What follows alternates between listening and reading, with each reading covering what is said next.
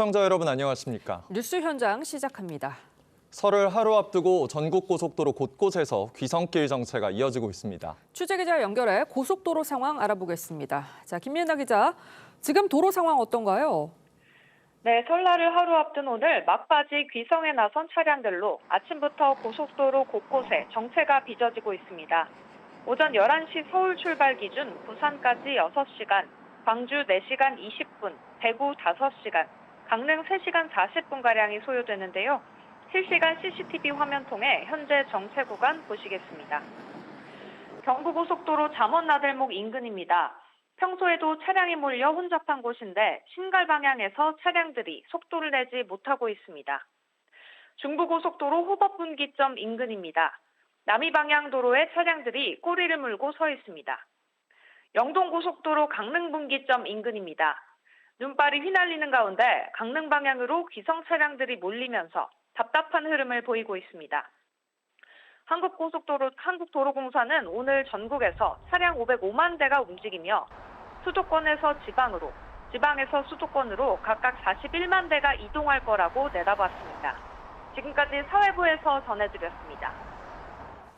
이재명 대통령은 설 연휴 기간에도 다주택자를 겨냥한 메시지를 이어갔습니다. 이 야당을 직접 겨냥해 특혜를 유지해야 한다고 보냐고 물었습니다. 야당도 즉각 반박에 나섰습니다. 정치부 연결해 자세한 소식 알아보겠습니다. 자, 고희동 기자, 이 대통령이 오늘은 또 어떤 메시지를 냈나요? 네, 이재명 대통령은 오늘 오전 자신의 SNS에 장동혁 국민의힘 대표가 청와대에 오시면 조용히 여쭤보고 싶은 게 있었는데 이번 기회에 여쭙겠다며 국민의힘은 다주택자를 규제하면 안 되고 이들을 보호하며 기존의 금융세제 등 특혜를 유지해야 한다고 보느냐고 물었습니다. 이 대통령은 다주택자들에게 부여한 부당한 특혜는 회수해야 한다면서 다주택 보유로 만들어진 사회 문제에 대해 일정 정도 책임과 부담을 지우는 게 공정하고 상식에 부합한다고 강조했습니다. 이에 대해 국민의힘 박성훈 수석대변인은 이 대통령이 국민의힘에게 다주택자를 보호한다는 프레임을 씌우고 있다고 반박했습니다. 그러면서 모든 다주택자를 마귀로 규정하는 이재명식 사고에 동의할 수 없고 비열한 편가르기 선동으로는 결코 시장을 통제할 수 없다고 덧붙였습니다. 윤희숙 전 의원도 다주택자에게 세금을 더 때리며 마귀 사냥을 해봤자 규제의 압력은 문재인 정권 때처럼 전월세 시장으로 향할 수밖에 없다고 지적했습니다. 반면 민주당 김현정 원내대변인은 한 라디오에 출연해 중장기적으로 봤을 때 부동산 정상화가 가능하다고 확신한다고 했습니다. 리얼미터 여론조사에서 이 대통령의 국정수행 지지도는 65.6%로 3주 연속 올랐는데 리얼미터는 다주택자 세제 특혜 비판과 투기 근절에 대한 강력한 의지가 호응을 얻었다고 분석했습니다. 지금까지 정치부에서 전해드렸습니다. 설 밥상 민심 화두에 오르고 있는 정치권 이슈들 짚어보겠습니다. 차재원 부산가톨릭대 특임교수, 김진욱 더불어민주당 당대표 언론특보, 송국건 정치평론가, 이준우 국민의힘 미디어 대변인 나오셨습니다. 안녕하십니까? 안녕하세요. 안녕하세요. 자, 이재명 대통령이 설 연휴 내내 SNS를 통해 부동산 이슈를 주도하고 있는데 오늘도 장동혁 대표에게 묻는다며 다주택자 특혜를 유지해야 하냐라는 취지의 SNS 글을 올렸습니다. 여야가 연일 시끄러운 상황에서 대통령이 제1야당 대표를 콕 집어 언급을 한 건데 공방에 더 불이 붙지 않을까요? 그렇습니다. 일단 뭐 연휴에 차례상 민심이라고 해서 여러 가지 현안 이슈들이 그 어떤 밥상머리에 올라가서 그게 이제 민심이 되는 거죠. 네. 그래서 정치인들이 가장 중요하게 생각하는 것이 뭐 설 민심, 추석 민심 이런 건데 이 차례상 민심에 올릴 현안들이 다른 부분들도 많아요. 뭐 물가 문제도 있고 또 취업 문제나 이런 것도 있는데 이재명 대통령은 이번 그 설 연휴를 맞아서는 부동산 이슈로 계속 올리고 있지 않습니까? 네. 그런데 부동산이란 것은 뭐 정책으로 이렇게 풀어야 되는 문제지 이걸 과연 이 정치적 메시지를 계속 내가지고 이거 풀 수 있느냐 뭐 이런 지적도 넣을 수가 있고 또 특히 오늘 저 SNS 글에는 장동혁 대표의 관련된 기사를 같이 그 링크를 했습니다. 그 기사 내용이 장동혁 대표가 6채를 가지고 있다 부동산. 그런데 뭐 많이 소개가 됐지만 6채라고 해도 다 합하면은 그 8억 5천만 원. 네. 그리고 그 중에는 뭐 노모가 거주하는 농가도 있고. 그런데 어쨌든 이 다주택 이슈를 올리기 위해서 이렇게 그 장동혁 전 대표의 여수채 문제도 이슈로 만들었는데 이것이 과연 이제 민심에서 어떻게 반응을 할지 그런 부분은 좀 더 살펴봐야 되는 상황 아닌가 싶습니다. 네, 말씀하신 대로 이 대통령이 장동혁 대표를 언급하자 이 장동혁 대표도 가만히 있진 않았습니다. 이 곧바로 SNS에 불효자는 웁니다라며 이 95살의 노모가 이 대통령 글 때문에 걱정이 크다고 올린 건데요. 이 장 대표 반응은 어떻게 보세요? 장 대표 입장에서는 이재명 대통령의 그러니까 부동산 관련된 메시지가 자신의 그러니까 다주택 보유에 대한 정치적인 뭐랄까요 공격으로 아마 받아들인 것 같아요. 예. 그렇기 때문에 뭐 본인이 여러 번 해명했지만 자신의 그러니까 노모가 고향에 계신 집 그리고 또 장모님이 또 지금 기거하고 있는 집 이런 뭐 특별한 자신의 그러니까 이 처지 사유를 이야기를 하면서 그걸 팔지 못하고 있는 그런 부분들을 이야기하면서 그 때문에 자신 때문에 그러니까 자신의 노모와 장모가 상당히 그러니까 지금 공격의 대상인 것처럼 이렇게 이야기를 하면서 부르자는 웁니다는 메시지를 내면서 사실은 이슬람 민심에 이 감정적으로 다가간 측면이 분명히 있습니다. 네. 뭐 저는 제가 생각했을 때는 뭐 장동혁 대표 입장에서는 상당히 그러니까 대통령의 메시지 자체가 자신을 겨냥한 그 뜻을 넘어서 자신의 그러니까 지금 뭐 이 노모나 그리고 장모한테까지 폐를 끼치는 부분에 대해서 자신이 미안하다는 그런 뜻을 이야기한 것 같습니다만 저는 장동혁 대표가 메시지를 좀 잘못 읽은 것이 아닐까라는 생각이 든다는 겁니다.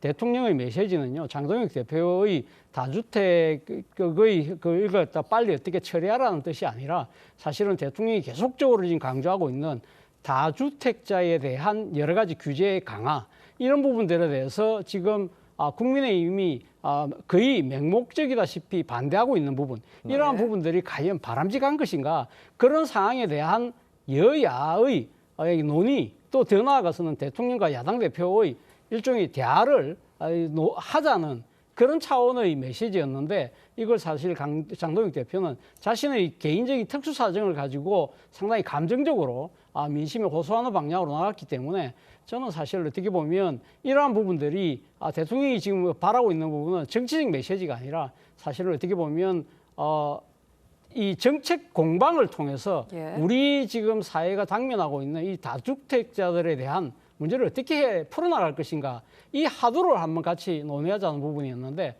조금은 제가 생각했을 때는 오독을 한 것 같습니다. 네, 그런데 모두 기억을 하실 것 같은데요. 장동혁 대표는 앞서서 이 대통령의 분당 아파트 한 채와 자신이 보유한 주택 모두를 바꿀 수 있다라고 반박하기도 했었는데요. 민주당에서는 다주택자인 장 대표가 재발절인 상황이라며 공세를 펼치고 있습니다. 앞서 나온 여야 목소리도 들어보시죠. 제가 가지고 있는 주택 모두 다 그리고 제가 가지고 있는 토지까지 모두 다 드리겠습니다. 이재명 대통령이 가지고 있는 분당 아파트 한 채와 바꿀 용의가 있습니다. 등기 비용, 세금까지 제가 다 부담하겠습니다. 이재명 대통령님, 제 제안에 답을 주십시오. 이재명 대통령의 다주택자 메시지에 대해서 장동혁 대표가 발끈하고 나서면서 비난을 하고 있는데요. 6채나 보유하고 있는 다주택자 장동혁 대표가 할 말은 아닌 것 같습니다. 도둑이 재발저리는 것도 아니고요. 네, 국민의힘은 이 대통령에게 분당 아파트를 팔아라, 이 민주당은 장 대표에게 다주택을 정리해라 이렇게 설전을 벌이고 있는데 이 연휴 내내 계속 공방이 이어지다 보니까 국민들 입장에서는 좀 피로하다 이런 지적도 나옵니다. 국민들 입장에서 조금 피곤한 생각이 들 수도 있을 겁니다. 하지만 이제 이재명 대통령께서 이 이슈를 전략적으로 명절 앞두고 올린 이상 이건 어쩔 수 없는 논쟁이 될 것 같아요. 네. 특히나 지금 서로를 겨냥하고 있지 않습니까? 근데 장동혁 대표의 6주택이라고 말하는 건요. 사실 내용을 들여다 보면 정말 설명이 다 가능한 부분입니다. 본인이 가지고 있는 국회 앞에 있는 오피스텔 하나 그리고 친인척하고 가지고 있는 공동으로 가지고 있는 거 n분의 1이거든요. 네. 그거는 2, 3천만 밖에 되지 않습니다. 그리고 노모가 살고 있는 그 집은요. 1억도 되지도 않고 그 집은 노모가 평생을 살았었고 장동혁 대표 본인도 거기서 학창시절을 보냈던 곳입니다. 그런데 그곳을 처분하게 되면 그 노모가 어디로 가겠습니까? 지금 거기서 떠나지 않고 구순이 넘은 그런 상황에서 남은 이제 여생을 보내려고 계획하고 있는 집인데 그 집마저 팔으라고 얘기한 것은 너무 좀 잔인하다라는 생각이 좀 들고요. 지금 이재명 대통령이 가지고 있는 그 집은 분당 아파트는요. 본인이 살 때는 3억 6천 정도에 샀다고 그럽니다. 근데 그 이후에 계속 올라가지고 지금은 30억 정도 한다고 합니다. 근데 이 집을 옛날부터 본인이 판다고 얘기를 본인이 스스로 먼저 했었습니다. 왜냐하면 인천에서 본인이 지역구를 두고 있기 때문에 지역구가 아닌 그 분당 집을 팔고 인천으로 이사 오는 게 상식 아니겠습니까? 근데 계속 그걸 안 팔았었어요. 2022년부터 집을 판다고 얘기했는데 안 팔았다. 그 이유가 뭐겠습니까? 결국은 그 집이 작년 한 해만 6억이 올라가지고 30일이 넘는다 그러거든요. 본인이 대통령 임기를 마치면 4년이 더 걸리는데 4년을 더 기다리면 이게 30억이 아니라 40억 내지 50억이 될 거라는 그런 기대감 때문에 그 집을 계속 가지고 있는 거 아니겠습니까? 네. 본인은 똘똘한 한 채를 가지고 있으면서 계속 국민들에게는 그 집을 거주하지 않으면 그 집을 팔아라라고 강요한 것은 위선이자 내로남불이다라고 생각합니다. 네, 이재명 대통령이 집을 팔아야 한다고 생각을 하십니까? 지금 이제 국민의힘에서 이재명 대통령의 1주택 그 부분에 대해서도 왜 당신은 주택을 팔지 않고 처분하지 않고 다른 국민들만 옥죄냐 이런 식으로 이제 공격을 하시는데 저는 네. 정당한 공격은 아닌 것 같다라는 생각이 듭니다.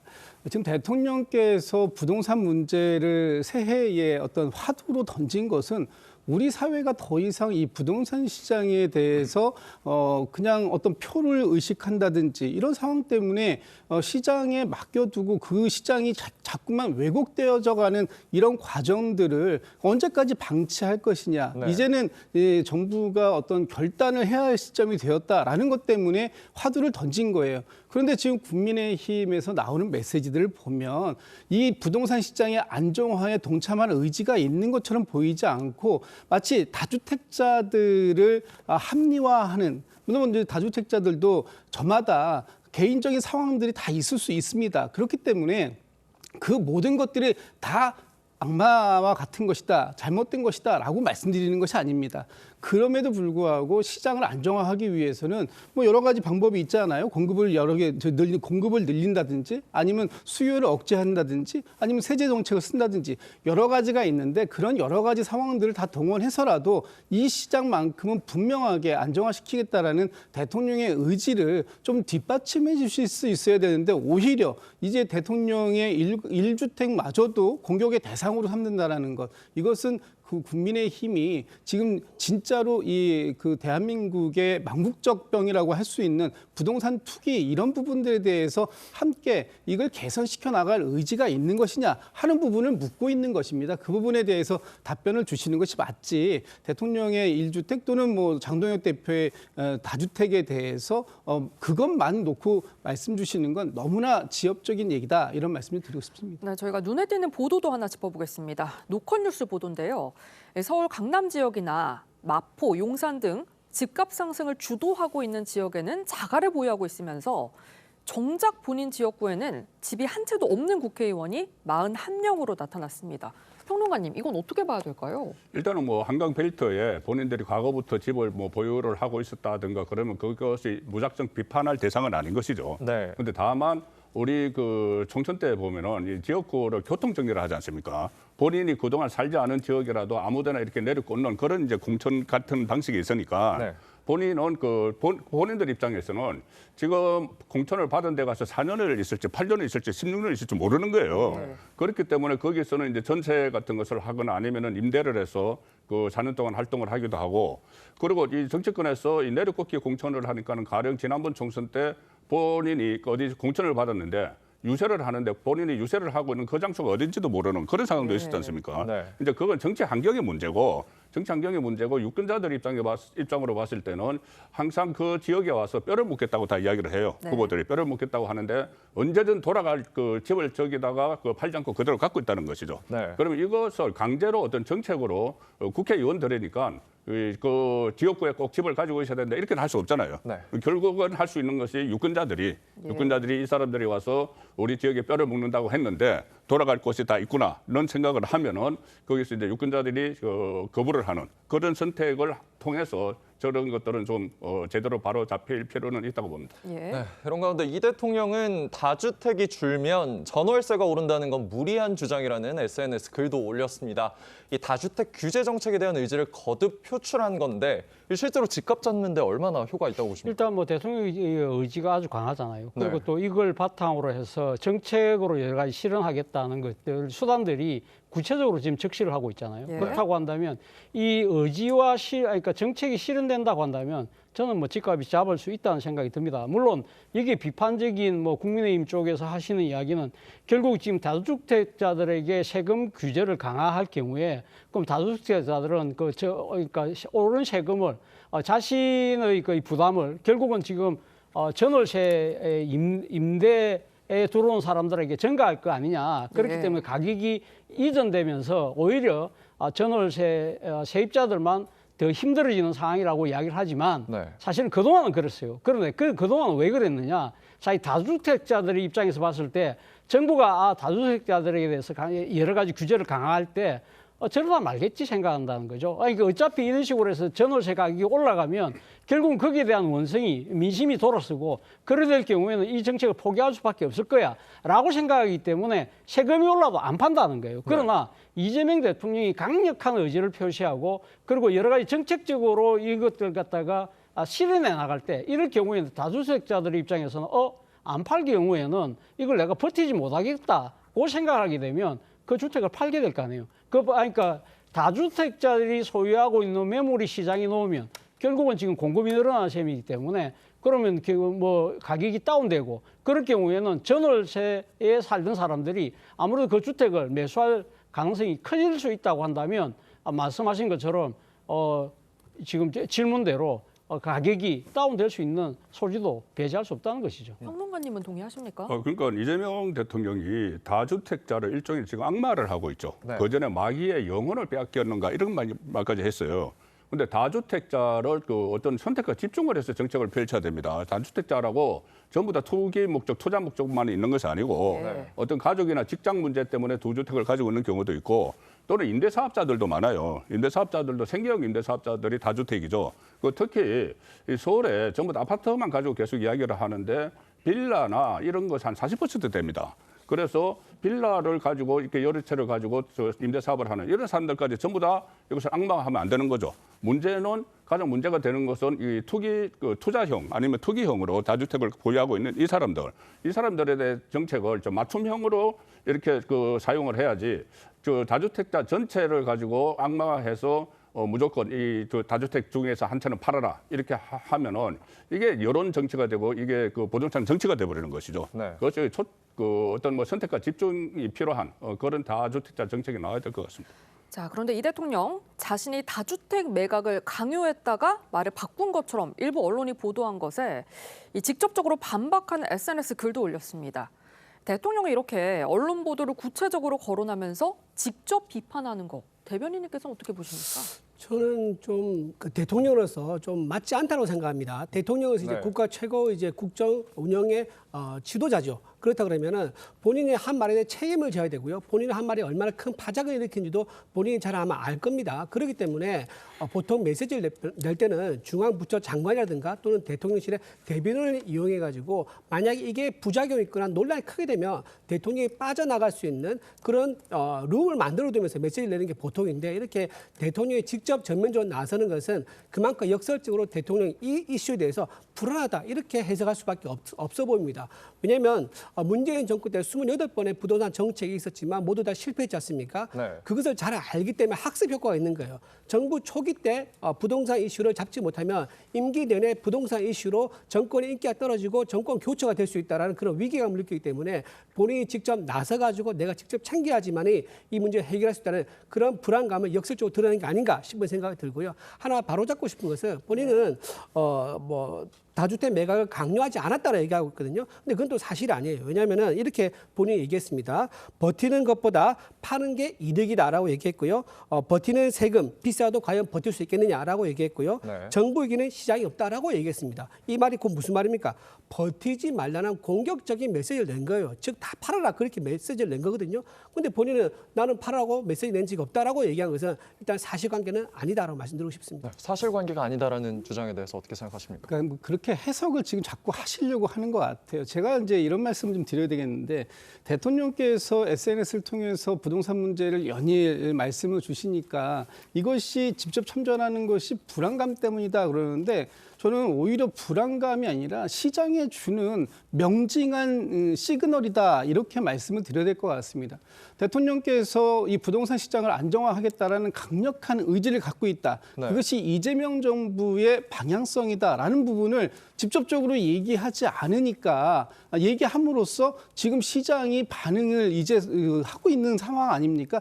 이런 단계까지 가도록 하는 것 이것은 단지 어떤 정책 입안자들 인사들이 한두 사람의 어떤 의지가 중요한 것이 아니라 대통령이 국정의 총괄 책임자로서 그 의지를 명확하게 하는 것, 이것이 가장 중요한 것이다라는 것이고요. 이를 통해서 지금 시장도 일정한 효과를 또 기대할 수 있게끔 움직이고 반응하고 있다라는 말씀을 하나 드리고, 마지막으로 지금 다주택에 대해서 계속해서 저희가 악마화한다 이렇게 뭐 말씀 주시는데 그렇지 않습니다.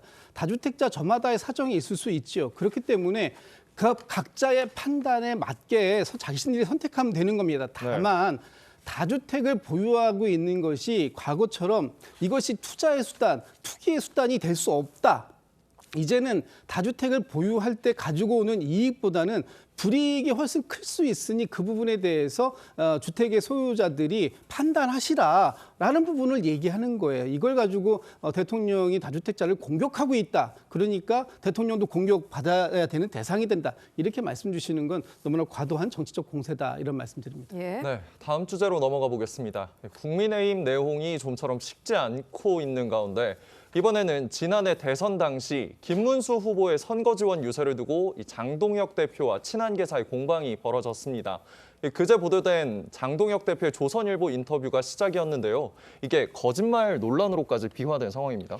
일단 뭐 지금 장동혁 대표가 지난번 인터뷰에서 그런 이야기를 했잖아요. 만약에 지난 대선 과정에서 한동훈 전 대표가 그때 당시 대선 후보 지지 여러 가지 운동을 했는데 그때 당시 김문수라는 이름이 새겨진 운동복을 입었다고 한다면 아마 이 자리에 지금 내가 아닌 그러니까 당대표로서 지금 한동훈 전 대표가 앉아 있을 거라는 그 이야기를 했거든요. 그런데 여기에 대해서 친한계 입장에서는 그것이 거짓말이라는 것이죠. 그러니까 일종의 뭐랄까요. 이 지금 장동혁 전 대표가 일종의 뭐랄까 한동훈 전 대표를 이제 배신자 프레임에 계속 가두기 위해서 이런 거짓말을 한다는 이야기인데요. 사실 뭐 지금 친한계 쪽에서 이야기를 들어보면 당시 4번의 유세를 지원 유세를 나갔는데 당시 3번은 새겨지지 않은 옷을 입었고 한 번은 김문수라는 이름이 새겨진 옷을 입었다는 거예요. 운동복을 입었는데 그러면 3번은 왜 못 입었느냐? 당시 기억하시겠지만 이 국민의힘의 이 후보 선출을 김문수 후보를 선출하고 난 뒤에 다시 그 무소속으로 출마했던 한덕수 전 총리와의 단일화 작업 때문에 사실 상당히 시간이 오락가락하면서 시간이 지연됐던 측면이 있잖아요. 그 과정에서 당 차원에서 운동복을 어느 후보가 될지를 몰랐기 때문에 이 이름을 새기지를 못했다. 그런 일 때문에 사실은 그러니까 이 후보 이름이 새기지 않은 운동복을 입을 수밖에 없던 그 이유가 사실은 어떻게 보면 당시 지도부가 이 일종의 뭐랄까요 당내 쿠데타를 통해서 이 공당이 선출한 후보를 바꾸는 과정, 이 과정의 잘못 때문에 빚어진 일인데 그 책임을 지금 한동훈 전 대표에 대한 공격을 위한 배신자 프레임으로 사용하는 부분은 자시할 수 없다. 그 부분을 지금 주장하는 것인데 제가 봤을 때는 상당히 일리 있는 지적이다, 합리적인 지적이라는 생각이 듭니다. 네, 한동훈 전 대표는 지난해 김문수 후보 지원 유세 당시 후보 이름이 적힌 옷을 3차례 착용하지 않았지만 서울 석촌호수에서 있었던 4번째 유세에서는 김문수라고 적힌 선거운동복을 입고 지원 유세에 나선 바 있습니다. 당시 모습 보고 오시죠. 제가 이 옷을 입은 거 가지고 분실형되는 사람도 있는데 제가 이 말씀 드리죠. 이거 여기에 왜 김문수 이름이 없습니까? 이건 친윤 떨거지들이 한덕수로 바꿔치기 하려고 일부러 이름 안 새겨서 나누는 거 아닙니까? 저는 이 유니폼에 한덕수가 아니라 김문수가 새겨지게 하기 위해서 몸을 던져서 싸워서 이 친윤 쿠데타를 막아낸 사람입니다. 며칠 전부터 친윤 구태 척결을 말씀드리고 있습니다. 그거 대선 끝난 다음에 당권 이런 거 아닙니다. 그게 이번 대선에서 김문수가 이기는 유일한 길이기 때문입니다. 자, 장 대표가 왜 굳이 작년 대선 유세 때 상황을 끌어다 비판을 한 건지 의문이 나오는데 어떤 의도가 있었다고 보시나요? 일단 한동훈 전 대표가 어떤 애당심 문제나 네. 아니면 보수를 위해서 적극적으로 활동하지 않았다. 이것을 이제 알리기 위해서 그런 사례를 든 것이고, 그때도 초기에 왜 김문수 후보 이름이 적히지 않은 유세복을 입고 나왔느냐 지적이 있었어요. 네. 나중에 이제 그것이 조달이 늦어가지고 다시 이제 입고 나왔다 해서 지금 조금 전에 한동훈 전 대표가 해명한 것처럼 됐지만, 이거를 큰 틀에서 보면은 그냥 유세복 문제가 아니고 더 나아가서 그때 대선 당시에 한동훈 후보가 과연 적극적으로 김문수 후보 선거 유세를 도왔느냐, 그 부분은 논란이 있었거든요. 그래서 옷을 제외하더라도 가령 올라와서 연단에서 그러니까 전국을 활동을 하는 것도 특정 지역에 집중을 했고 전국을 다 가는 것이 아니고, 그리고 유세 내용이 그러니까 김문수 후보를 찍어달라 이런 메시지를 발신하기보다는 일종의 자기 정치를 하는 것 같은 메시지가 나온다, 이런 부분들이 그때 지적이 있었습니다. 네. 그 지점을 지금 이야기를 하는 것이고, 그리고 그때 당시에 지금 보수 진영에서 아쉬움을 토로하는 것이 크게 보면 세 가지인데, 이준석 전 대표가 완주한 것하고 그다음에 또 하나는 한독수 전 총리가 적극적으로 선거 유세에 나서지 않은 점, 그 점하고 또 하나가 바로 저 대목이에요. 한동훈 전 대표가 좀 더 그때 중도 확장성이 있다고 이야기를 했으니까 박빙의 승부에서 더 적극적으로 김문수 후보를 홍보를 하고 득표 활동을 펼쳤으면 하는 그런 아쉬움을 지금 다 가지고 있거든요. 네. 그 아쉬움을 저는 표시한 거라고 봅니다. 네, 대변인. 제가 보기에는 제가 국회 보좌진 생활을 한 20년 가까이 했는데 선거를 굉장히 많이 뛰었습니다. 지금 그때 이제 어깨띠에 이름이 안 들어가 있는 거를 본인은 이제 좀 그럴 만한 피치 못한 사정이 있다고 얘기하는데요. 제가 경험이 있는 참모 입장에서 보면요, 저거는 사실 좀 핑계입니다. 왜냐하면 네 번이나 총 올라갔는데 3번에 대해서 김문수 이름이 들어가 있는 어깨띠를 못했다, 옷을 못 입다 그러잖아요. 실무진들은요, 저거 환불 구하는 건 일도 아닙니다. 다른 사람한테 양해를 구해서 한 벌 정도 가져오는 거는 아주 쉽습니다. 그 정도 그걸 못 한다 그러면 그 참모의 역량이 떨어지는 건데, 그거를 일부러 안 했다고 보는 게 좀 더 자연스럽지 않겠느냐. 왜냐하면 계속 이제 얘기가 나왔었어요. 그러니까 유세장에 가면은 김문수 후보가 왜 대통령이 된다 이 얘기를 해야 되는데, 한동훈 후보 본인 얘기만 자꾸 하고요. 또 실제 유세장에서는 김문수 연호를 외치는 것이 아니라 한동훈 연호를 외치는 것처럼 외쳐서 마치 김문수 후보의 대선 지지 유세장이 아니라 한동훈 후보의 본인 유세장인 것처럼 얘기가 많이 지적이 됐단 말이에요. 그러다 보니까 마지막에 어쩔 수 없이 김문수 후보 이름 찍혀 옷을 입고 나왔었는데, 그걸 가지고 3번에 무슨 피치 못할 사정이 있었다 얘기한 것은 좀 우리 이제 선거를 아는 사람들, 정치권 있는 사람들은요, 좀 속이 보이는 뻔한 핑계다, 저는 그렇게 보입니다. 네, 결과적으로는 입기 입었다고 아까 말씀 주셨기 때문에 이 부분 짚고 넘어가겠습니다. 한동훈 전 대표 토크 콘서트에 참여하는 등 우호적인 입장을 보여온 보수논객 조갑재 대표는 이 장 대표가 이번 거짓말로 날아갈 수 있다는 취지의 전망을 내놓기도 했습니다. 특보님, 공감하세요? 글쎄요, 날아갈 수 있다 정도까지는 아닌 것 같고요. 네. 이 문제에 대해서 공방하는 부분들에 대해서 제가 이제 그 밖에 있는 제3자의 입장에서 봤을 때는 지금 국민의힘의 적나라한 현주소가 아닐까라고 보여집니다. 장동혁 대표가 한동훈 전 대표를 당 바깥으로 몰아냈지만 여전히 당내에 그 한동훈 제명에 대한 후폭풍이 거세게 불고 있는 것 아닌가. 심지어는 이 작년 대선 과정 속에서 유세복장을 가지고 이렇게 양측이 진실공방 같은 얘기를 한다? 이런 부분들을 지금 이 광경을 지켜보고 있는 국민들 또는 국민의힘의 지지자들은 뭐라고 생각하겠습니까? 지금 너무나 유치하다 이런 생각하지 않을까요? 오히려 지금 지방선거가 넉 달 앞으로 다가온 이 상황 속에서 국민의힘이 어떻게 이 보수의 진영을 더 넓히고 또는 외연을 중도 쪽으로 확장시키기 위해서 나아갈 수 있는 방향이 무엇인가에 대한 고민, 근본적인 고민, 그 고민이 없이 지금 서로 양측을 비난하기에 바쁘다라고 한다면 이번 지방선거에서 국민의힘의 어떤 좋은 성적을 기대하기는 너무나 난망한 상황이 올 것이다라는 것들이고요. 이런 과정들에 대해서 지금 국민들께서 그 유세복장에 누구의 이름이 있었는가 하는 부분 사실 기억도 안 하실 텐데, 이거 가지고 이렇게 싸움을 하고 이것 때문에 장동혁 대표가 당권직에서 날아갈 것이다라는 얘기조차 나오는 이 과정들 사실은 저는 매우 소모적인 불필요한 논쟁이다 이런 생각이 듭니다. 네, 국민의힘 윤리위가 설 연휴 직전에 배현진 의원에게 당원권 정지 1년의 중징계를 내리면서 내홍은 더 커지는 분위기인데요. 오늘 장동혁 대표는 한 유튜브 방송에서 배 의원의 징계는 아동 인권에 관한 원칙의 문제라고 했습니다. 관련해 징계에 반발한 배 의원 기자회견과 함께 오늘 장동혁 대표 발언 이어서 들어보시죠. 예상했던 그러나 납득할 수 없는 징계입니다. 장동혁 지도부는 기어이 중앙윤리위원회 뒤에 숨어서 서울의 공천권을 강탈하는 비겁하고 교활한 선택을 했습니다. 배현진 의원에 대한 징계는 결국은 아동 인권과 관련된 문제지 않습니까? 다른 것들은 결국은 이 당원권 정지 1년에 있어서 영향을 미치지 않았습니다. 그래서 예를 들면 연판장을 돌린 것이라든지 그런 것들은 사실은 지금 당원권 정지 1년 내에 아무런 영향을 미치지 않았거든요. 아동의 인권에 대해서 분명한 원칙과 기준을 가지고 처리할 문제라고 생각합니다.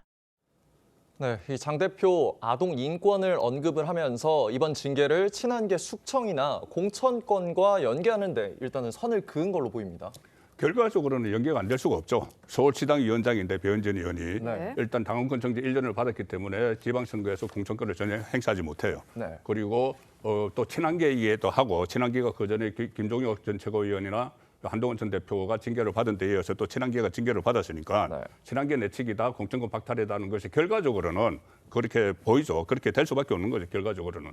근데 그 과정을 보면은 지금 장동훈 대표가 이야기한 것처럼 배현진 의원이 제소가 된 것이 4가지거든요. 하나는 장동혁 대표의 단식에 대해서 조롱을 한 게 있어요. 네. 그리고 윤석열 전 대통령 부부에 대해서 폭언을 한 게 하나 있고 네. 그 폭언성 발언이죠. 그런 발언을 한 게 하나 있고 또 하나가 그 서울시당을 사유화했다. 그러니까 한동훈 전 대표에 대해서 제명에 반대하는 성명을 냈는데 이게 일부의 의견을 전체의 의견처럼 포장을 했다. 이 4가지거든요. 네. 그리고 지금 SNS에 본인과 설전을 벌이던 네티즌의 자녀, 어린 자녀의 사진을 그러니까 프로필 사진으로 나와 있던 건데 네. 모자이크 처리 없이 게시를 했고 그게 논란이 일어났음에도 불구하고 사흘 동안 더 그것을 걸쳐놨고 네. 그리고 또 결정적인 이유가 이 본인의 해명이 납득을 할 수가 없다. 예. 그 SNS에 글을 올린 사람의 주소를 알지 못해서 사과를 못했다고 했는데 실제로 배현진 의원의 활동은 직접 사과하는 그런 것이 아니고 SNS를 통해서 사과를 해도 되고 네. 기자간담회를 통해서 해도 되는데 그런 진정성이 없다 해서 그 마지막 4번째로 결정적인 사유로 해서 당원권 1년 정지를 한 거죠. 네. 다른 부분은 주의나 경고 조치만 하고. 그런데 어쨌든 결과적으로는 제가 조금 전에 말씀드린 것처럼 그 공천권이 박탈당했고 친한계가 다시 이 징계를 당하는 그 결과는 나온 것이죠. 말씀하신 것처럼 앞서 국민의힘 윤리위가 공개한 배현진 의원 징계 결정문에도 이 4가지 제소 이유 가운데 미성년자 자녀 사진을 게시한 게 문제가 됐다고 밝히고 있는데 지금 징계 수위 어떻게 평가를 하시나요? 뭐 당원권 징계 뭐 저는 1년 줄 수 있다고 봅니다. 예. 그런데 문제는 사실은 이 지금 배현진 의원에 대한 징계 문제가 처음 불거졌던 이유가 사실 한동훈 전 대표의 징계 이후에 서울시당위원장으로서 입장문을 냈는데 그것이 서울시당의 전체 의견을 왜곡 조작한 것이다. 그 때문에 지금 사실 당권파의 당협위원장이 제소해서 시작된 것이었거든요.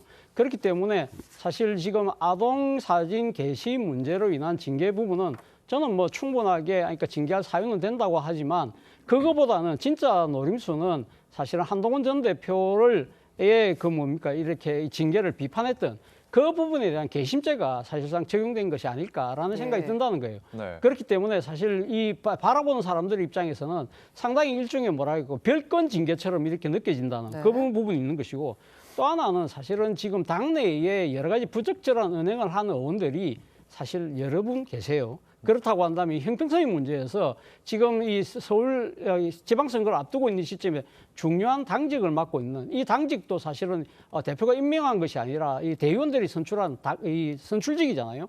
이 정도를 날릴 정도의 정치적인 그 상당한 엄중소를 띠고 있느냐는 부분인데 사실 정치적인 사안의 엄중소를 따지고 보면 지난 대선 과정에서 앞서 제가 잠깐 언급했습니다만 당시 공당이 선출했던 이 대선 후보를 당 지도부 몇 명이 모여 앉아서 심야에 교체 시도를 했던 그 쿠데타를 일으켰던 그 당사자들에 대한 징계는 과연 얼만큼 했느냐 이런 부분을 따지고 봤을 때는 배현진 의원에 대한 징계가 상당히 문제가 있다고 이야기하는 이유가 바로 거기에 있다는 것이죠. 예. 관련해서는 이 문제와 관련해서 이 배 의원의 소명이 일각에서 뭐 부족했던 거 아니냐 이런 지적이 나오기도 하는데 이 부분에 대해서는 어떻게 보세요?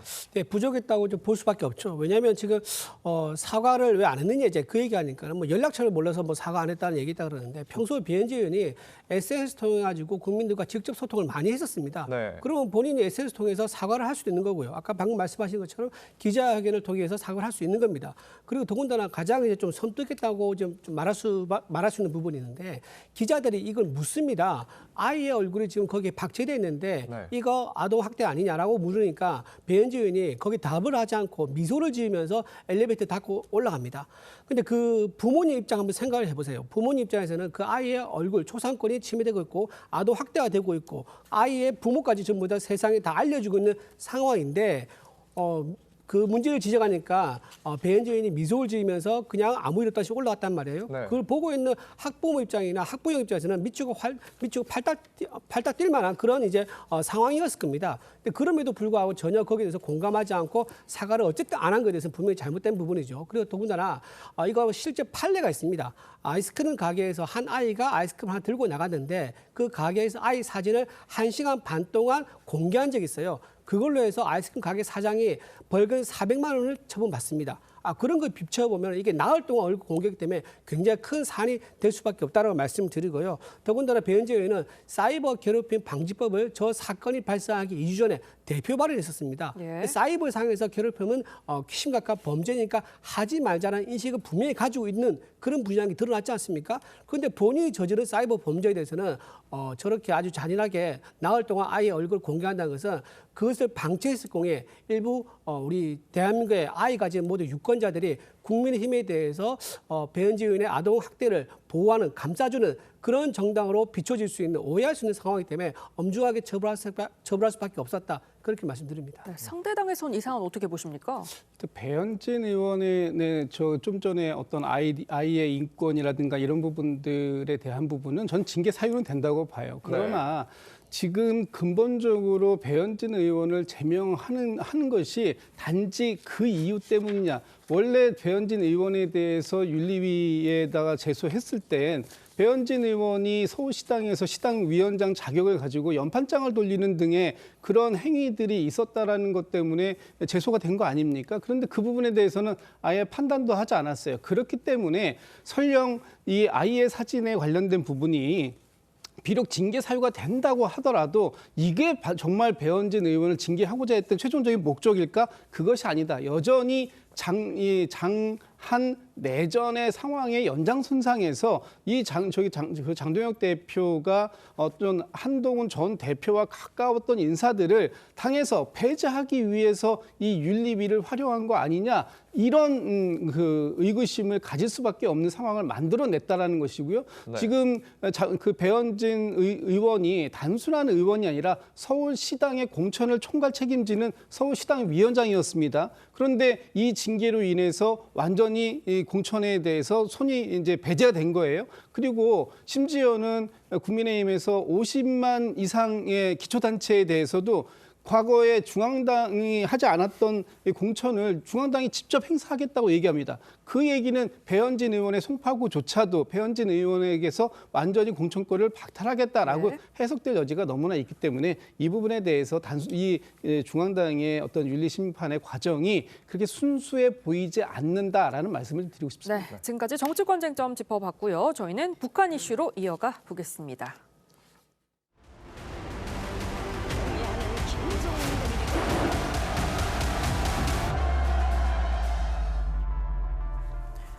자, 김정은 북한 국무위원장이 어제 딸 주애와 함께 또 공식 일정을 함께했습니다. 러시아에 파병됐다가 전사한 이 참전 군인 유가족을 위해 만든 주택단지죠. 새별거리 준공식이었는데요.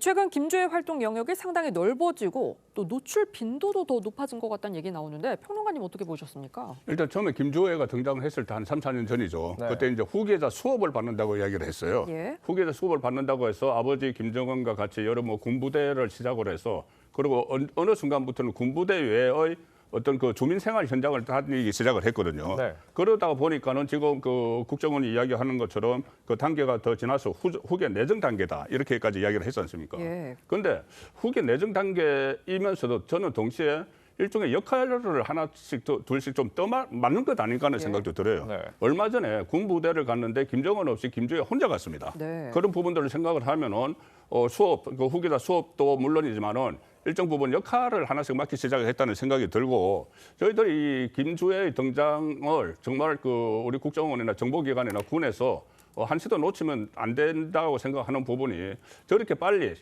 후계자로 내정을 한다고 하면은 북한 내부 사정에 뭔가 좀 중요한 본인들이 알고 있는 그 불이익이 있는 거예요. 네. 그 불이익이 있으니까는 서둘러 이제 후계자로 내정을 하는 단계까지 왔고 그리고 지금 북한이 한국에 대해서 그 전에 김정은 초기 때와 비해서는 상황이 완전히 다르거든요. 예. 그때는 그 한국을 뭐 동포라는 개념으로 이렇게 봤죠. 그런데 지금 적대적 국가로 이제 설정을 하는 상황이에요. 네. 그리고 휴전선 일대의 방벽도 치고 하는 상황이어서 그 상황과 저 조기 그 어떤 그 지도 체제 교체하고 맞물리게 되면은 돌발 상황이 일어날 수 있기 때문에 저 부분은 우리 정부 당국에서도 예의주시해야 된다고 봅니다. 예. 우리 국가정보원은 최근 김정은 국무위원장의 딸 주애가 후계 내정 단계에 접어들었다고 평가했는데요. 관련 발언 들어보시죠. 김주애가 지난 공군절 행사와 금수산 궁전 참배 등 존재감이 부각을 계속되어 온 가운데 일부 시책에 의견을 내는 정황도 포착되는 등 재반 사항 고려 시에 현재 후계 내정 단계에 들어간 것으로 국정원은 판단하고 있습니다. 과거에 김주애에 대해서는 후계자 수업 중이라는 그런 표현이 있었는데 오늘은 특이하게 후계 내정 단계라는 단어를 좀 사용한 게 특이하게 좀 받아들여지고요. 네, 들으신 것처럼 후계 내정 단계라고 하면 사실상 김주애가 후계자로 지목될 가능성 높아졌다는 의미로 봐도 될까요? 뭐 일단 국정원은 그렇게 판단하고 있는 것 같습니다. 사실 지금 김주애의 동향을 봤을 때 상당히 좀 이례적인 부분이 지난해 11월 달 공군절 참석 행사인데 당시 그때 보면 사실 그 카메라의 초점이 사실은 뭐 김주애에게 훨씬 더 그러니까 지금 집중돼 있다. 예. 그리고 또 김주애가 김정은보다도 더 앞선 그러니까 의전상 더 높은 위치에 서 있는 장면이 목격됐다는 장면이 있는 것이고요. 네. 그리고 또 올해 1월 초에는 금수산 기념궁전이라고 있잖아요. 김일성과 김정일의 지금 시신이 그러니까 안치되어 있는 곳에 예. 처음으로 김주애가 아버지 김정은과 함께 참배를 했어요. 네. 그 참배를 했을 때 보면 그러니까 이 지금 이설주, 김주애, 김정은 요 세 명이 나란히 있었는데 그 중간에 있었거든요. 그런 부분들이 상당히 특이하게 볼 수 있다는 것이죠. 북한처럼 최고전엄에 대한 여러 가지 의전만 엄중하게 하는 그러한 상황을 봤을 때는 상당히 그것이 주목되는 측면이 있다는 것이고 그리고 앞서 이야기했던 대로 어제는 지금 뭐 이 새별거리를 지금 방문했잖아요. 네. 새별거리가 어떤 거리냐, 왜 지었느냐.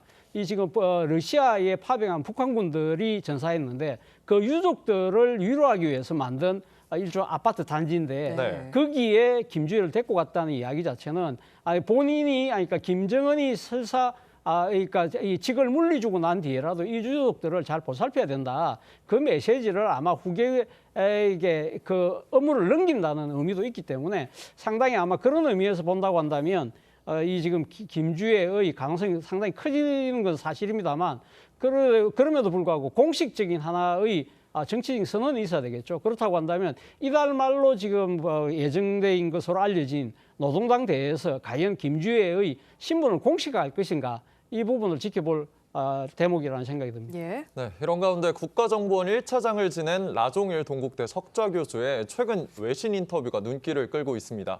이 라 교수는 김주애를 후계자로 공식화할 경우 고모 김여정 노동당 부부장과 권력투쟁이 벌어질 수 있다고 전망했는데요.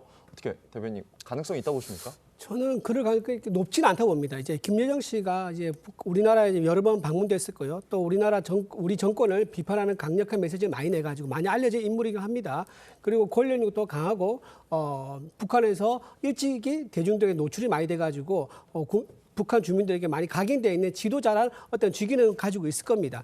하지만 현재 지금 김여정이 가지고 있는 직위가 선동부의 부부장 정도거든요. 네. 이거를 과거에 김정일의 여동생과 비교를 하면 대충 알 수 있습니다. 네. 김정일의 여동생이 있었는데요. 김경입니다. 그분도 백두 혈통이죠. 그런데 이 사람이 어떤 역할을 했냐면 알짜배기 당직은 못 맡았어요. 전부 다 명예직을 맡았었는데 지금 김여정 씨가 이런 지금 자리를 맡고 있는 거예요. 선동부의 부부장이면은 아주 핵심은 아니지만은 그렇다고 해서 무시할 수도 없는 그런 애매한 지금 직위를 맡고 있거든요. 아마 그런 식으로 해서 백두 혈통의 자리는 유지해주되 정권에 가깝던 또는 실권을 질 수 있는 그런 기회를 아마 김정은이 주지 않을 겁니다. 그러므로 인해서 본인 딸을 이제 후계자로 정면에 내세우는 그런 역할을 아마 할 것으로 보이고요. 또 하나 이제 김정은의 과거 행적을 보면 자기 고모부를 공개 처형했지 않습니까? 네. 그리고 또 이보 형제를 해외에서 암살한 적도 있습니다. 예. 이 두 가지 사례를 보면요. 본인의 어떤 정권에 누가 반기를 든다거나 또는 본인이 지정한 후계자에게 통해서 백두 혈통을 이어가려는데 거기에 반기를 든다 그러면 본인은 거기에 대해서 망설이지 않고 자기 여동생이라도 아주 잔인한 선택을 할 가능성이 높기 때문에 그 쉽지는 않아 보인다. 김여정의 어떤 쿠데타 같은 그런 성격은 쉽지는 않아 보인다 말씀드립니다. 네, 이런 가운데 오늘은 북한의 가장 큰 명절입니다. 바로 김정일의 생일 광명성절인데요. 설과 연휴가 이어지는 바람에 이번에는 북한에서도 황금 연휴를 보내게 됐다고요? 그렇습니다. 북한에서 이 가장 큰 행사 휴일이 언제냐? 그것은 좀 전에 말씀 주신 광명성절입니다. 네. 오늘 이제 그게 김정은 지금 현 국무위원장의 아버지인 김정일 전 국방위원장의 생일인데 이제 그 또 북한에서는 공식적인 휴일이 딱 하루 있어요. 설날이에요. 그런데 그게 이제 일요일, 월요일, 내일 또 설날까지 해가지고 토일, 월화 우리처럼 이렇게 4일이 연속으로 이어지는 휴일을 맞이했기 때문에 네. 그 근래에 보기 드문 황금 연휴를 맞고 있다 이런 얘기가 나오고 있습니다. 네. 그 북한에서도 설 명절을 아마 우리랑 비슷하게 즐길 것 같긴 한데 뭐 먹거나 즐기는 건 우리랑 동일하나요? 뭐 아무래도 그러니까 우리하고 전통적인 그러니까 이 지금 뭐랄까요, 그러니까 양식이 그대로 지금 그러니까 답습을 한 그 같은 민족이잖아요. 그런 네. 측면에서 본다고 한다면 상당히 그러니까 북한 사람들도 그러니까 전통 명절 음식을 즐기는 것으로 알고 있습니다. 다만 명절이면 대부분 가게가 이제 문을 닫고 이런 상황이 되기 때문에 그러니까 이 지금 북한 식당 그래도 북한 식당은 문을 연다고 그래요. 그렇기 때문에 유명한 평양 냉면 같은 옥류관 같은 데는 많은 그러니까 이 방문객들이 붐빈다고 합니다. 네, 지금까지 북한의 이모저모 짚어봤습니다. 네 분 말씀 여기까지 듣겠습니다. 감사합니다. 감사합니다.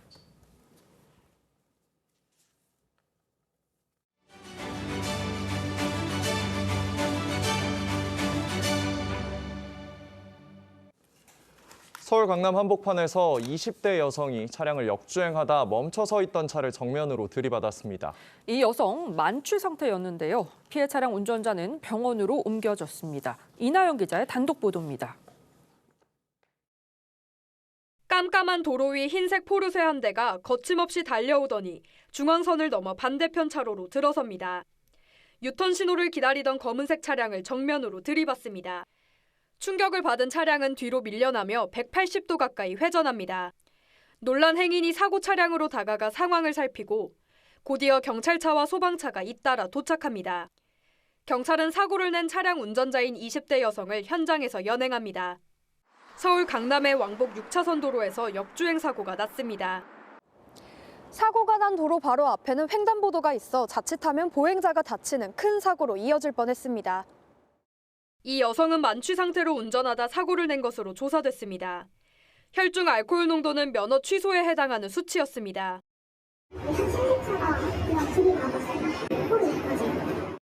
이 사고로 피해 차량 운전자가 병원으로 옮겨졌고 차량 앞 범퍼도 형체를 알아볼 수 없게 깨졌습니다.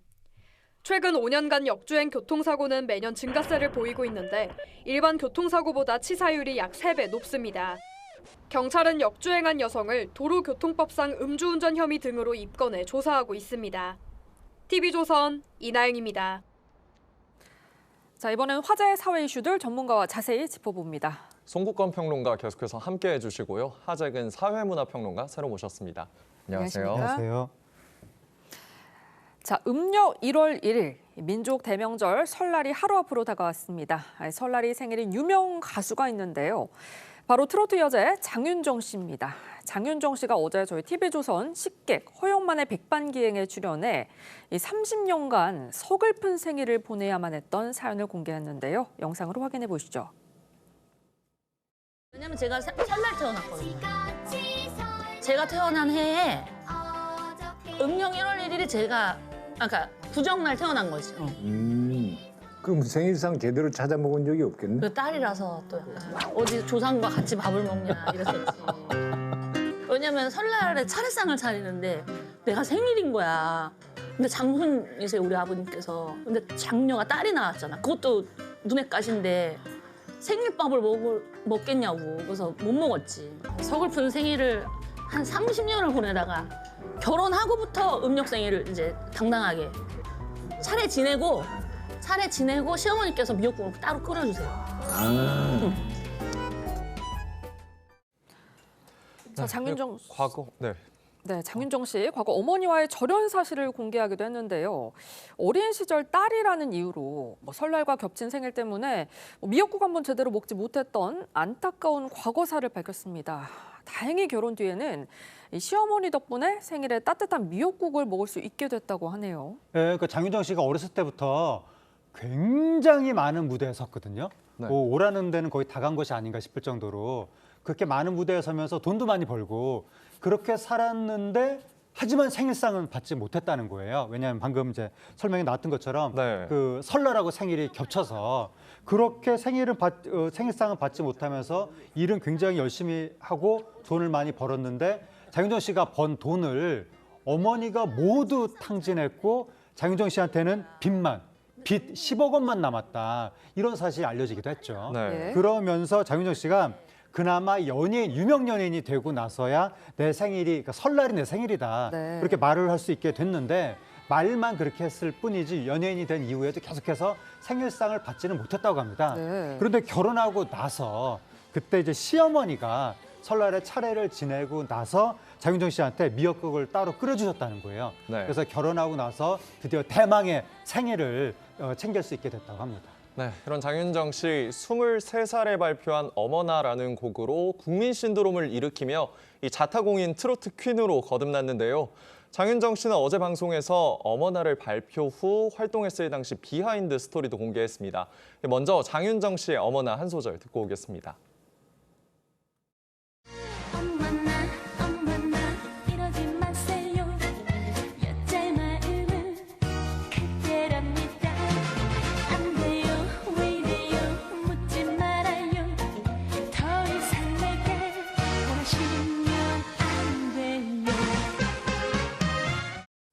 저도 많이 들었던 것 같은데 지금 듣고 오신 어머나라는 곡으로 이 장윤정 씨의 인생이 정말 완전히 바뀌었다고 해도 과언이 아닐 텐데요. 당시 장윤정 씨 쏟아지는 스케줄에 여러 번 쓰러지기까지 했다면서요? 네, 어머나로 장윤정 씨가 일약 대스타로 이제 거듭났는데 정말 노래 임자가 따로 있다는 것이 어머나가 여러 사람한테 먼저 갔던 노래였거든요. 당시 트로트 중견 스타들한테도 막 갔었고 다 거절한 거예요.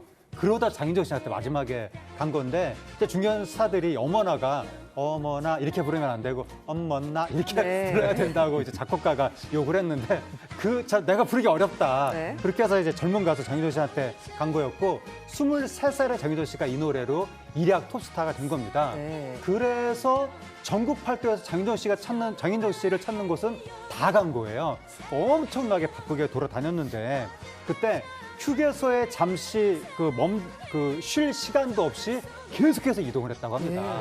정신없이 스케줄을 소화하다가 툭 하고 쓰러져서 병원에서 이제 정신 차려보면 의사 선생님이 영양실조라고 하고 계속 그런 상태로 그렇게 스케줄을 보냈는데 지금은 이제 그 시절이 감사하게 생각이 되지만 어쨌든 그 당시에는 체력 소모가 엄청났다. 근데 요즘에는 장윤정 씨가 예전에 시키는 대로 다 했었는데 요즘에는 안 하고 싶은 건 안 하고 하고 싶은 건 한다. 이렇게 얘기했는데 옛날에는 살인적으로 바빴다면 지금은 엄청 바쁘게 그렇게 살고 있는 것 같습니다. 그런데 장윤정 씨에게 이 어머나라는 곡이 가수의 마지막을 떠올렸을 때도 이게 큰 의미가 있는 곡이라고 해요. 그러니까 장윤정 씨한테 이제 어머나가 하나의 가수 활동의 바로메타, 그 기준점이 된다는 겁니다. 그래서 어머나를 원래 그대로 부를 수 있을 때까지만 가수 활동을 하자. 이게 장윤정 씨의 목표라고 합니다. 그러니까 장윤정 씨의 말로는 어떻게 얘기를 했냐면 나이 먹어서 이 노래를 내가 뭐 반키 내리고 부르고 뭐 이상하게 밀어서 부르고 이러고 싶지 않고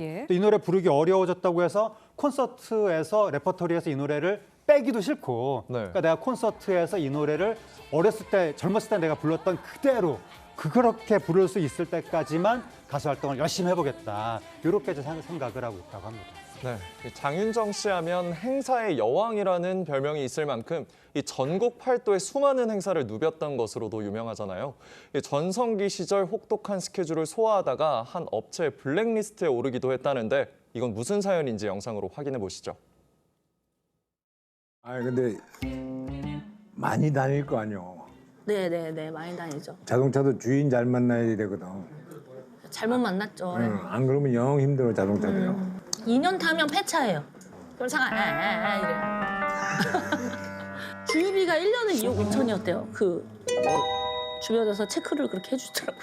그래서 나중에는 렌트를 하니까 그 차를 제가 반납을 하면 쓸 수 없는 상태가 그래서 블랙리스트였지 뭐야.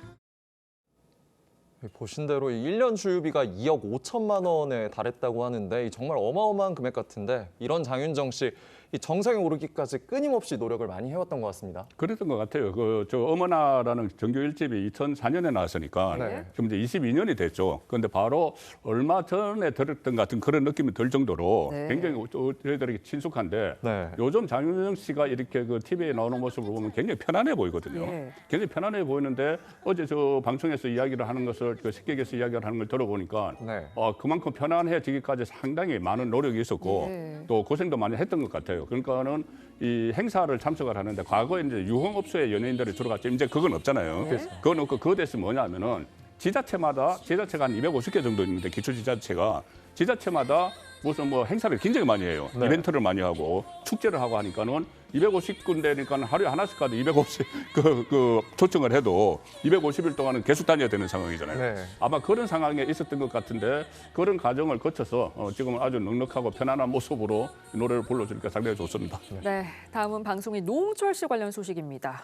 노홍철 씨가 자신의 SNS에 사자와 함께 찍은 영상과 사진을 올렸다가 동물학대 논란에 휩싸였다는데 이게 대체 무슨 일인가요? 노홍철 씨가 지난달 30일에 SNS에 게시물을 올린 겁니다. 그 제목이 잠자는 사자의 털끝을 건드려 본다.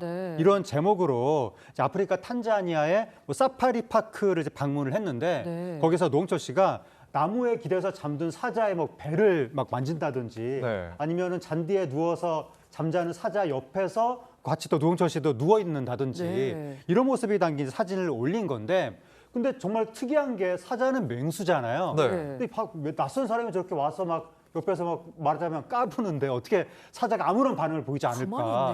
정말 신기했는데 저 모습을 한 아프리카 전문 여행사가 이제 공유를 하면서 그 여행사 측에서 이렇게 주장을 한 거예요. 이 사자가 정상적으로 보이시나 잠자는 사자로 동화적인 포장을 해보려고 해도 이 사자는 지금 약에 취해 있는 것이다. 이렇게 이제 의혹을 제기하면서 이 관광객 체험 과정에서 사자한테 진정제나 수면제가 투여된 것이 아니냐. 그러니까 사자가 지금 아무런 반응을 보이지 않는 것이 아니냐. 이렇게 의혹을 제기하니까 논란이 된 겁니다. 이렇게 논란이 커지자 이 노홍철 씨가 직접 해명에 나섰다면서요? 그러니까 이게 논란 자체의 내용이 뭐냐면 만약에 정말 약물이 투여된 거라면 해당 아프리카 그 사파리 측이나 여행 상품을 기획한 측에 대한 비판이 될 텐데 네티즌이 이걸 그렇게 받아들인 게 아니라 노홍철 씨를 비난을 한 겁니다. 그러니까 노홍철 씨가 해명을 한 거죠. 뭐라고 이제 SNS에 올렸냐면 윤리적인 야생동물 교감, 탄자니아 정부, 건강치료 회복 및 자연서식지 방사 딱 요 키워드만 보고 나는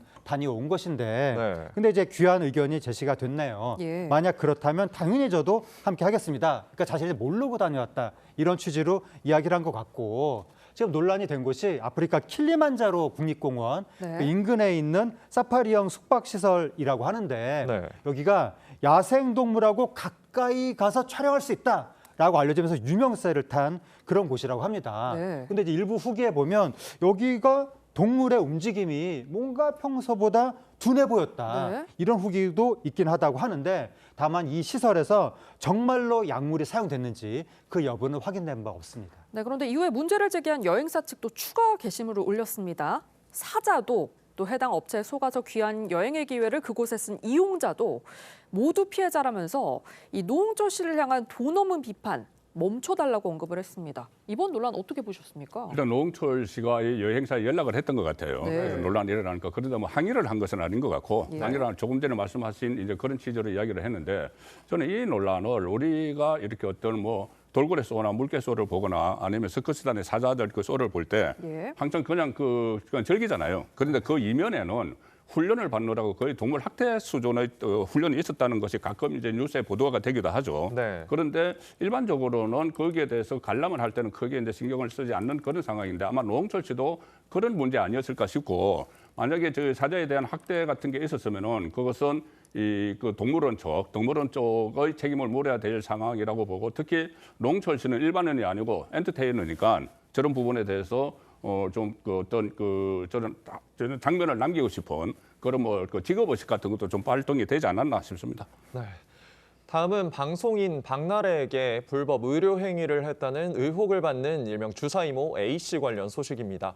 최근 SNS에 전현무 씨를 겨냥한 것으로 해석되는 게시물을 올렸다가 삭제했던 A씨가 이번엔 박나래 씨 전 매니저를 저격하는 듯한 글을 올렸다고 합니다. 이게 어떤 내용인가요? 네, 그 일명 주사이모라고 불리는 그 A씨가 박나래 씨 전 매니저하고 나눴던 그 과거의 메시지 내용을 공개하면서 그 박나래 씨 전 매니저한테 뭐라고 하는 듯한 그런 내용의 SNS 게시글을 올린 겁니다. 네. 정말 특이한 게 지금 주사이모 A씨가 수사를 받고 있거든요. 네. 보통 이런 상황이 되면 보통은 조용히 이제 침묵을 지키면서 수사를 이제 성실히 받겠다 뭐 이런 정도의 입장을 보일 때가 많은데 네. 주사이모 A씨는 계속해서 이제 입장을 내면서 누군가를 비난을 하고 있거든요. 요즘 특이한 모습인데 이번에 이제 박나래 씨의 전 매니저한테 뭐라고 그랬냐면 너란 매니저 나래가 그렇게까지 걱정되었다면 왜 경찰서가 아니라 언론이냐 몇 년 전에 몰래 찍어둔 사진과 카톡 내용을 보관해 두었다가 그걸 공익제보라는 이름으로 언론에 넘기고 참 아이러니하다. 이런 식으로 이제 글을 올린 겁니다. 네. 그러면서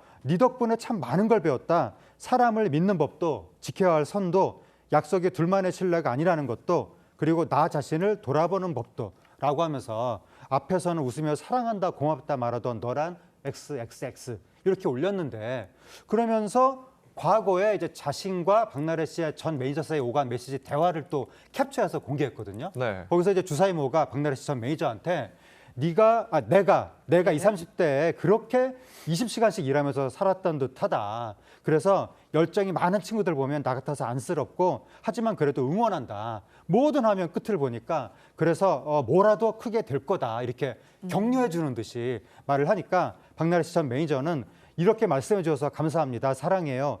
체력 관리, 멘탈 관리 잘하겠습니다. 이렇게 과거에 마치 좋은 관계였던 것처럼 메시지를 올렸는데 또 이거랑 지금 수사받는 사건이랑 무슨 상관이 있는지 이해는 되지 않는데 어떤 이런 메시지를 올렸습니다. 네, 그런데 주사이모 A씨가 악플러들을 향해서도 어떤 경고성 메시지를 던졌다고요? 지금 누리꾼들이 그 주사이모 A씨한테 여러 가지 비난과 비판을 쏟아내고 있는데 그 인터넷 기사에 댓글을 달 뿐만 아니라 주사이모한테 직접 다이렉트 메시지도 많이 보내는 것 같습니다. 네. 그래서 그 다이렉트 메시지 중에서 좀 그 내용이 좀 부정적인 것들 그 일부를 또 캡처해서 인터넷에 올린 거예요. 주사이모가. 어떤 내용이 들어있었냐면 여자 교도소 가라, 찌그러져 있어라 이런 식의 원색적인 욕설, 인신공격성 표현 이런 것들이 있다고 하는데 이런 거 올리면서 그러한 메시지를 보낸 누리꾼들의 프로필 사진하고 아이디를 가리지 않고 그대로 노출했다고 합니다.